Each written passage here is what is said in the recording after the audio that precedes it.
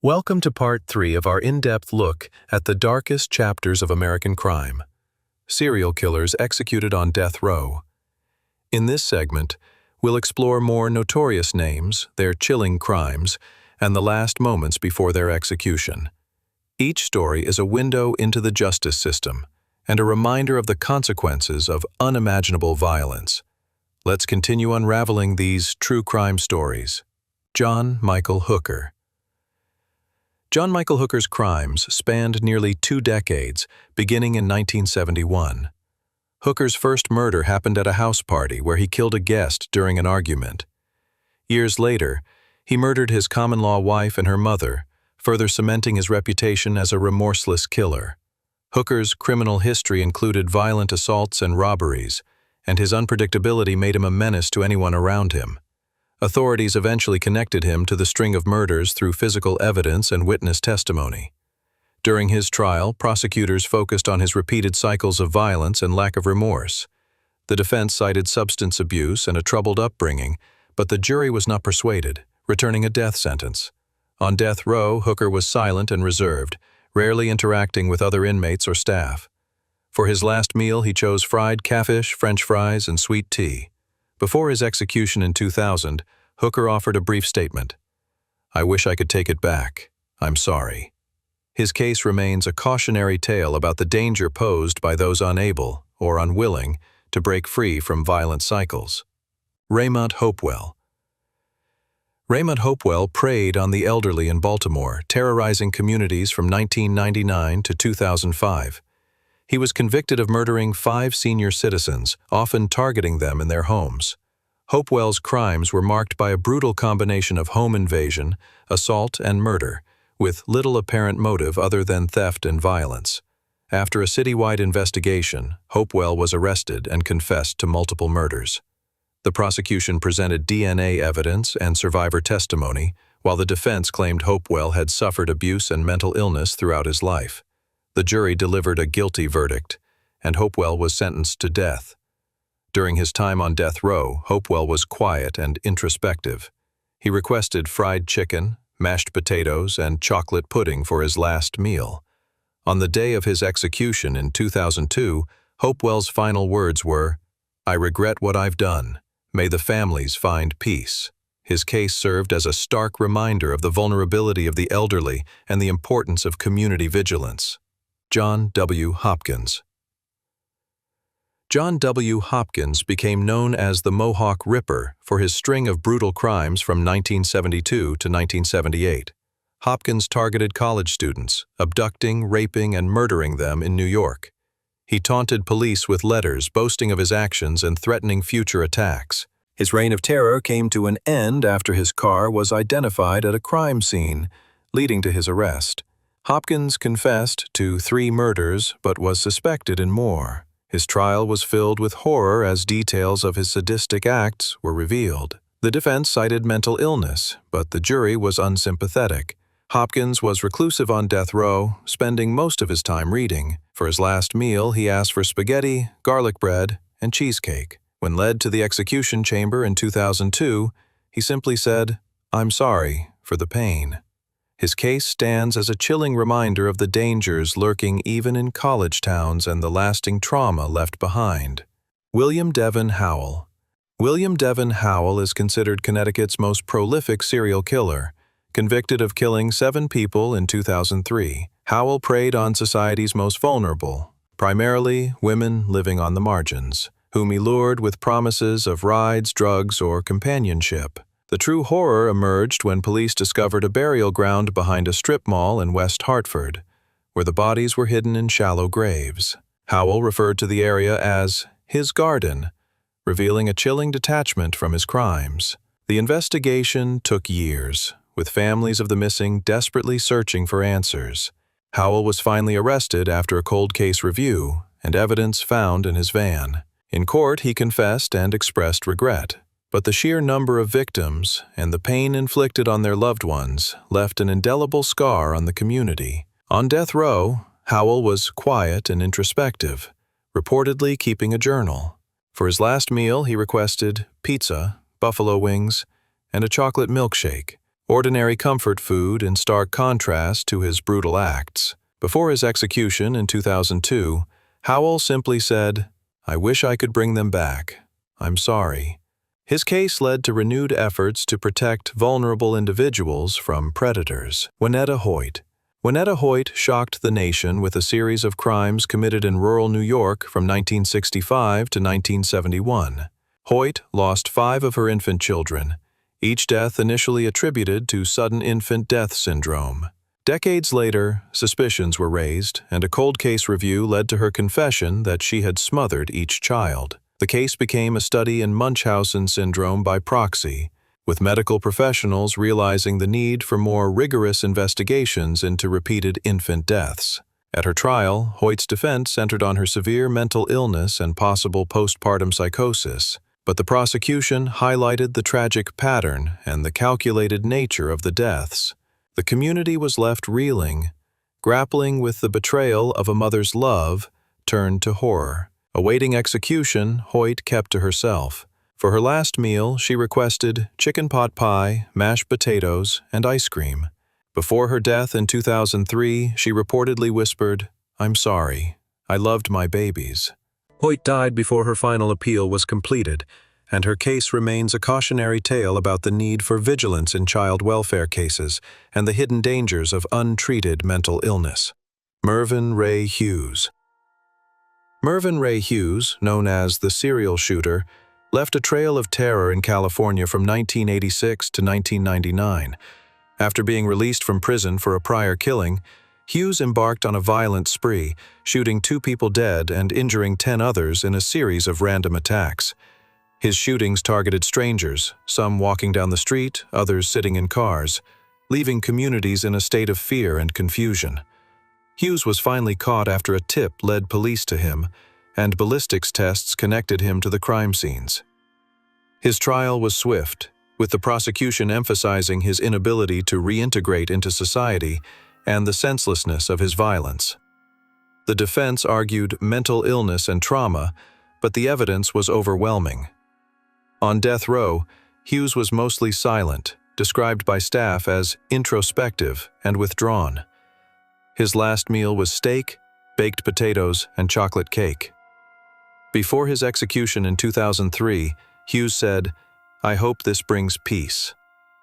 His crimes and execution brought a renewed focus on the risks of releasing violent offenders and the devastation that can result from untreated mental illness. Michael Hughes.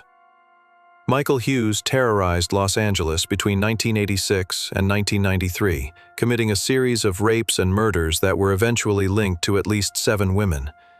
Many of his crimes were connected to the infamous South Side Slayer investigations, which exposed systemic failures in how authorities responded to violence against marginalized women. Hughes targeted women he encountered late at night, attacking them and leaving their bodies in alleys or vacant lots. DNA advances finally tied Hughes to the murders, and he was arrested and convicted after a lengthy investigation. The trial exposed not just the scope of his crimes, but also the lasting trauma inflicted on victims' families. The defense raised questions about his upbringing and mental health, but the jury found him guilty, and he was sentenced to death. On death row, Hughes kept to himself. His last meal was fried chicken, macaroni and cheese, and a soda. In his final words before execution in 2003, he stated simply, "I am sorry." Hughes's case became a catalyst for change in how law enforcement addresses serial crimes in urban areas. Philip Joseph Hughes. Philip Joseph Hughes, alongside his ex-wife, was convicted of killing 3 women in California between 1972 and 1975. The couple used their charm and manipulation to lure victims, who were often acquaintances or vulnerable women. Their methodical approach and the calculated nature of their crimes made the case especially chilling for investigators. Hughes's arrest came after his ex-wife turned state's witness, revealing the full extent of their crimes. The trial was filled with disturbing details and heart-wrenching testimony from victims' families. Hughes showed little emotion as the guilty verdict was read and was sentenced to death in 2004. While awaiting execution, Hughes requested lasagna, garlic bread, and ice cream for his last meal. When asked for final words, he said, "I hope the families can heal." Hughes's execution closed the book on a case that haunted investigators for decades and underscored the importance of looking beyond surface appearances in relationships. Burt Leroy Hunter. Burt Leroy Hunter's criminal history is marked by repeated violence and a failure to reform. His first murder of a tavern owner led to his imprisonment, but after his release, he resumed killing. Hunter murdered an elderly woman and her son with an accomplice, extending his crimes across multiple states from 1968 to 1988. Law enforcement finally caught up with Hunter after a coordinated investigation spanning several states. At his trial, the prosecution focused on his inability to break the cycle of violence, while the defense pointed to childhood abuse and trauma.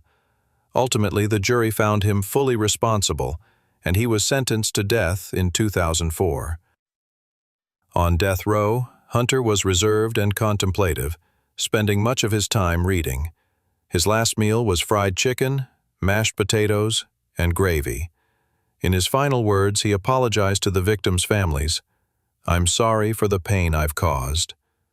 Hunter's case remains a stark example of the risks posed by releasing violent offenders and the enduring pain for families affected by their actions. Richard Lewis Hunter. Richard Lewis Hunter was convicted in 1986 for the rape and murder of 4 elderly women in Atlanta. His crimes were marked by sexual violence, premeditation, and the targeting of vulnerable victims. The series of attacks put Atlanta's elderly community on high alert, as fear and suspicion grew with each new case. Hunter's arrest came after forensic evidence linked him to the crime scenes, and his confession sealed his fate. The trial was emotional, with families testifying about the lives lost and the devastation wrought. Hunter showed little remorse, often staring into the distance during proceedings. On death row, Hunter requested a cheeseburger, fries, and a milkshake for his last meal. When asked for his final words, he said quietly, "I'm sorry." Executed in 2005, Hunter's death marked a close to a painful chapter for Atlanta, but the scars left by his crimes remain for the families and communities affected. Pleasant Grove, Utah. The case of the anonymous woman from Pleasant Grove, Utah, stunned the nation when, in 2014, authorities discovered the remains of 6 newborn children she had secretly given birth to and killed between 1996 and 2006. For a decade, she hid her pregnancies from family and neighbors, keeping up the appearance of a normal life while committing unfathomable crimes. The infants' bodies were found in cardboard boxes stored in her garage, uncovered only after a tip from her estranged husband. Her trial gripped the country as prosecutors revealed her calculated efforts to hide each pregnancy and the disturbing detachment she displayed in interviews. The defense argued that she suffered from severe postpartum depression and untreated mental illness, but the court ultimately found her fully responsible for each child's death. She was sentenced to death in 2005. On death row, she requested macaroni and cheese, apple pie, and milk for her final meal, childhood comfort food perhaps symbolic of innocence lost. Her last words, spoken softly, were, "I pray for forgiveness and hope my family can heal." This case sparked renewed conversations about mental health, isolation, and the dark secrets that can exist behind closed doors. Terry Hyatt. Terry Hyatt's name became synonymous with fear for many North Carolina families.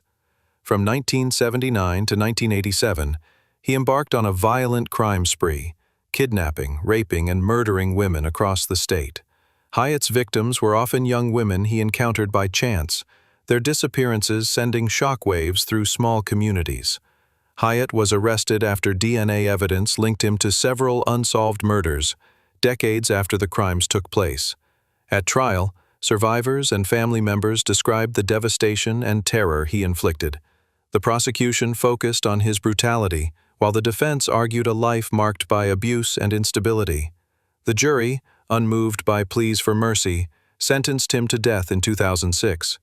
Hyatt's last meal was barbecue ribs, coleslaw, and cornbread, foods that reminded him of home.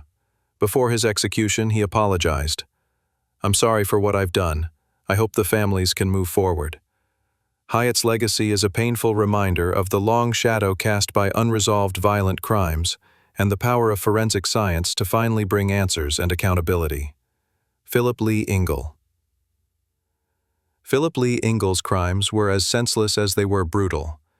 In 1991, he broke into the homes of two elderly couples in North Carolina, murdering all four with shocking violence. What made Engel's crimes particularly disturbing was the lack of clear motive. He had no connection to his victims and gained nothing from their deaths except, it seemed, the act of killing itself. He was arrested after police received a tip from a member of the community who recognized Engel's behavior and patterns. Engel confessed in detail, describing a compulsion he couldn't control. At trial, the defense cited mental illness and a lifetime of abuse, but the jury handed down a swift conviction and death sentence. On death row, Engel was quiet and introspective, declining most interviews. For his last meal, he requested fried chicken, mashed potatoes, and gravy. In his final words, Engel addressed the victims' families. "I'm sorry to the families. I pray you find peace." His crimes left a deep wound in the community, a reminder that evil sometimes appears without warning or reason. Leslie Irvin. Leslie Irvin, nicknamed Mad Dog, committed a series of robberies and murders in Indiana between 1954 and 1955, leaving 6 dead in his wake. Irvin's case became famous not only for its brutality, but for its impact on American legal history. His appeal to the Supreme Court helped establish modern standards for jury impartiality in highly publicized trials. Irvin was captured after a massive manhunt, confessing to the killings with chilling detail. His trial drew crowds and constant media attention. The prosecution described him as a cold-blooded predator, while his defense tried to focus on his impoverished upbringing. Despite national controversy, Irvin was convicted and sentenced to death. For his last meal, he chose steak, baked potatoes, and cherry pie. In his final words before execution in 2006, Irvin stated, "May God forgive me." His story remains a staple in law school discussions on fair trials and due process, but for the victims' families, his name is synonymous with loss. Marvin Irvin. A former police officer turned serial killer, Marvin Irvin shocked Missouri between 1979 and 1990. Using his position of authority and trust, Irvin lured at least 3 women, whom he later murdered and disposed of. Investigators believe there may have been more victims. His arrest came after a lengthy investigation connecting him to the disappearances of several women. The trial exposed his double life, with the prosecution highlighting the sense of betrayal and horror felt by colleagues and the public. The defense offered explanations rooted in trauma, but the evidence was overwhelming. Irvin's last meal was a cheeseburger, French fries, and a Coke, ordinary food for a man who led an extraordinary double life. Before his execution in 2008, he said, "I wish things were different." His betrayal of the public trust stands as a disturbing chapter in law enforcement history.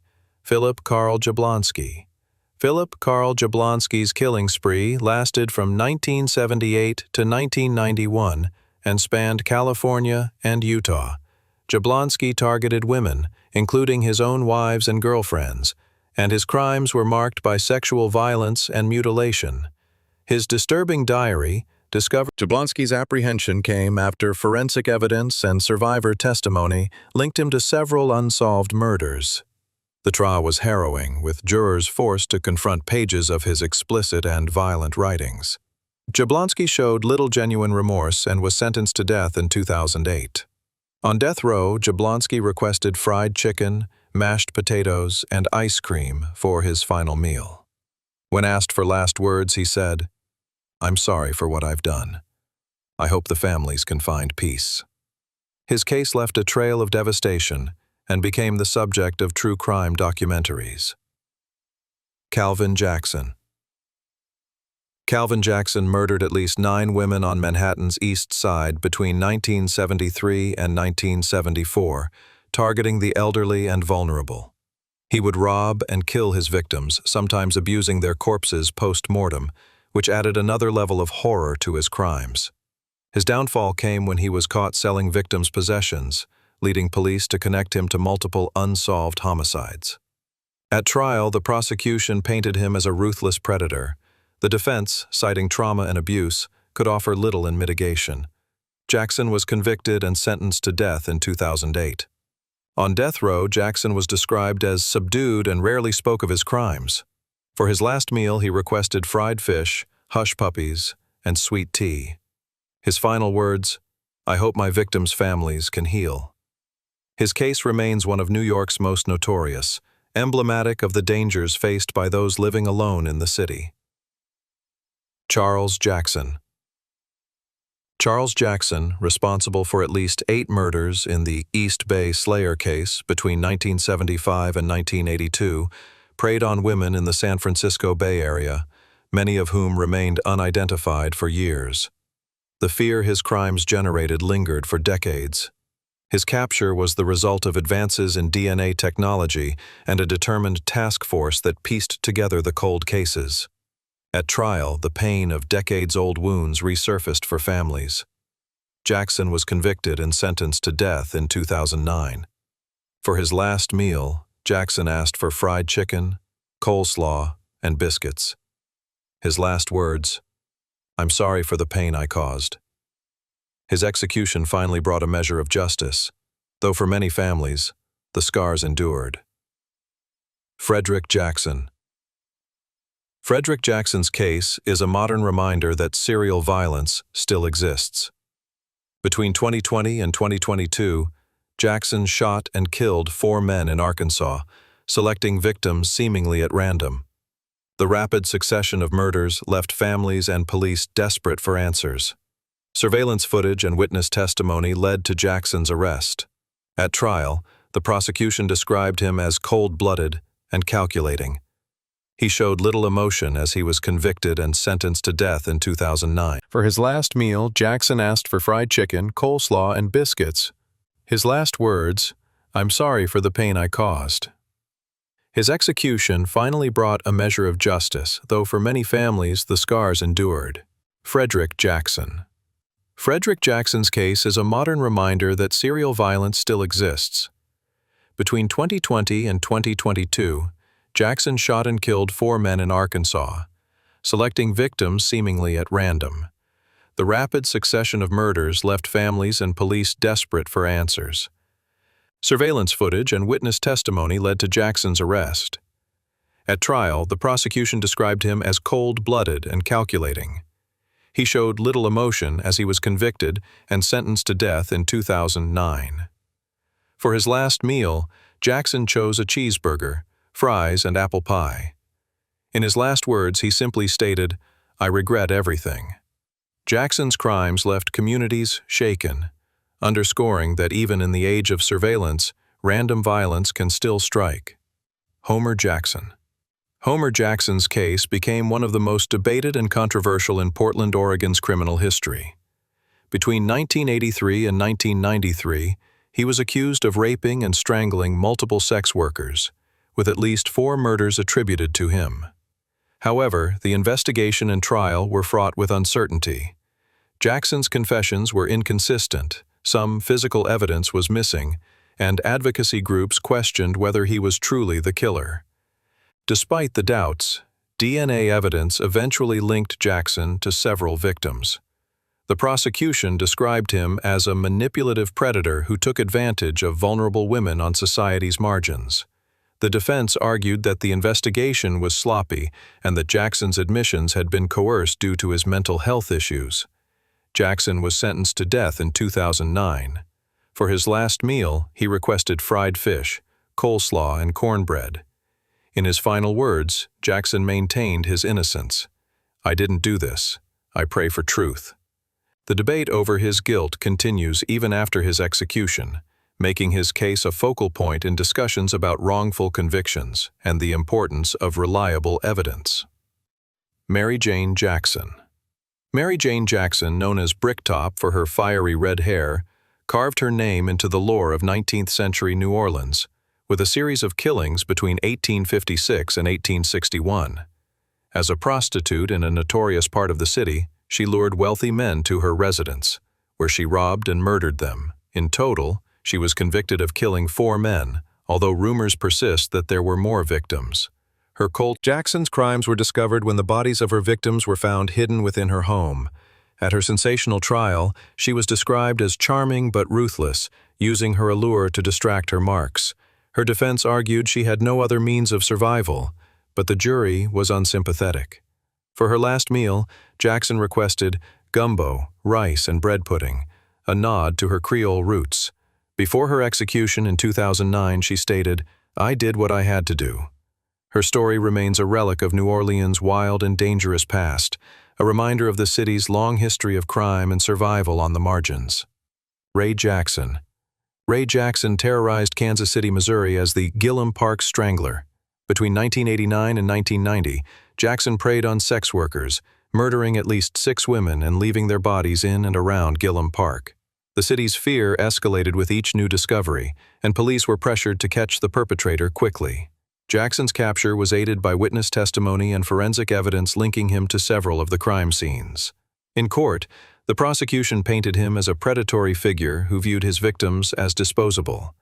The defense tried to point to his difficult childhood and mental health issues, but the weight of the evidence led to a swift conviction. On death row, Jackson requested barbecue ribs, baked beans, and cornbread. His final words before his 2009 execution were, "I'm sorry for what I've done." His death brought some relief to a community haunted by his crimes, but the pain endured by the families of the victims would never fully subside. Vicki Dawn Jackson. Vicki Dawn Jackson's crimes took place not in the shadows, but within the sterile halls of a Texas hospital. From 2000 to 2001, Jackson, a nurse, poisoned at least 10 elderly patients, injecting them with a paralyzing drug. Hospital staff noticed an unusual spike in patient deaths during her shifts, and suspicions grew. An investigation revealed her pattern. Jackson targeted patients who were alone and vulnerable, often striking late at night. At her trial, the prosecution described her as a serial killer hiding in plain sight, while the defense claimed she suffered from mental illness and stress. The jury found her guilty, and Jackson was sentenced to death in 2010. For her final meal, she requested fried chicken, mashed potatoes, and pecan pie, a classic Southern comfort meal. Her last words were, "I'm sorry to the families." Jackson's crimes prompted major changes in hospital oversight and patient safety regulations, proving that even trusted caregivers can sometimes be a threat. William Perry Jackson. William Perry Jackson's criminal legacy was marked by violence and greed. In 1980, alongside 2 accomplices, he robbed and killed 5 people during a spree that swept across Oregon and Washington. Their crimes shocked small communities, as entire families were wiped out in a single night. The group was eventually apprehended after a complex investigation involving multiple jurisdictions. At trial, Jackson was identified as the ringleader, planning and directing the robberies and murders. The jury was deeply affected by the brutality and the callousness Jackson displayed. He was sentenced to death in 2010. For his last meal, Jackson asked for steak, French fries, and ice cream. Facing execution, he said, "I wish I could undo the past." His death closed a chapter that had haunted the Pacific Northwest for years, but it could not erase the loss suffered by the families of his victims. Desmond Dominique Jennings was a name synonymous with fear in Fort Worth, Texas during the early 1990s. In 1993, Jennings embarked on a ruthless series of drug-related robberies, killing at least 5 people and wounding many more. He targeted small-time drug dealers and acquaintances, often killing for small sums of money or drugs. The violence was brutal and senseless, and his unpredictable behavior kept both the community and law enforcement on edge. Jennings was finally apprehended after several witnesses came forward, and police connected him to the murders through ballistic and forensic evidence. At his trial, prosecutors described him as cold-blooded and calculating, focused only on his own gain. The defense pointed to a childhood marked by poverty and abuse, but the jury remained unmoved. On death row, Jennings was largely unrepentant, spending most of his time isolated in his cell. For his last meal, he requested cheeseburgers, onion rings, and chocolate cake, a last indulgence from the outside world. His final words before his execution in 2010 were, "I'm sorry for my choices." The families of his victims expressed relief, though nothing could bring back those they lost. Wilbur Lee Jennings. Wilbur Lee Jennings, known as the Ditch Bank Killer, was one of California's most feared predators in the early 1980s. From 1981 to 1984, he raped and murdered at least 6 women in Fresno and Sacramento counties, dumping their bodies in rural ditches, often near irrigation canals or isolated roads. Many of his victims were young women with troubled backgrounds, making them especially vulnerable. Police spent years trying to connect the dots, finally using DNA evidence in the late 1990s to link Jennings to several unsolved cases. At his trial, prosecutors described a pattern of predatory violence, while the defense claimed he was a scapegoat for crimes committed by others. The jury was convinced by the forensic evidence, and Jennings was sentenced to death in 2011. On death row, Jennings rarely spoke about his crimes. He requested fried catfish, hush puppies, and sweet tea for his last meal, a meal reminiscent of Southern comfort food. In his final words, Jennings stated, "I'm sorry to everyone I hurt." His execution ended decades of waiting for justice among the victims' families. Keith Hunter Jesperson. Keith Hunter Jesperson, dubbed the Happy Face Killer, was a long-haul truck driver who crisscrossed the United States, leaving a trail of death in his wake. Between 1990 and 1995, he murdered at least 8 women, but authorities believe there could be more. Jesperson's chilling nickname came from the smiley face he would draw on confessions sent to the media and law enforcement, often taunting investigators. His victims were mostly vulnerable women he met at truck stops or along the road. Jesperson's arrest came after he confessed in letters to the police, details that only the killer could have known. His trial revealed a manipulative personality who enjoyed the attention and control his crimes brought. On death row, Jesperson requested pizza, fries, and a milkshake for his last meal. When asked for his final words before his execution in 2011, he said, "I did it, I'm sorry." Jesperson's case remains a cautionary tale about the dangers lurking on the highways and the importance of listening to survivors and families. William Johansen. William Johansen's crimes spanned both coasts of the United States between 1933 and 1940. As a sea merchant, he traveled frequently, which allowed him to evade suspicion after murdering and mutilating 3 women, including his own wife, in both New York and California. Johansen's crimes were marked by a disturbing level of violence and a pattern of mutilation, making them particularly shocking for the era. Authorities finally caught up with Johansen after connecting several missing persons reports to his shipping schedule and movements. The trial revealed a cold and calculating killer who showed no remorse, even as family members of his victims testified about the pain he'd caused. For his last meal, Johansen requested steak, potatoes, and apple pie, a simple meal reminiscent of his working-class roots. His final words, spoken without emotion before his execution in 2012, were, "I can't explain my actions." His case stands as one of the earliest known examples of a mobile, multi-state serial killer, predating even the most infamous names in American crime history. This brings us to the end of Part 3 in our series on executed serial killers in America, their final meals, last words, and the painful legacy of their crimes. In our next part, we'll conclude the series by exploring even more cases, reflecting on what these stories teach us about justice, closure, and the complexities of the human mind. Remember, these accounts are for education and awareness. Join us in Part 4 for the final chapter of this series.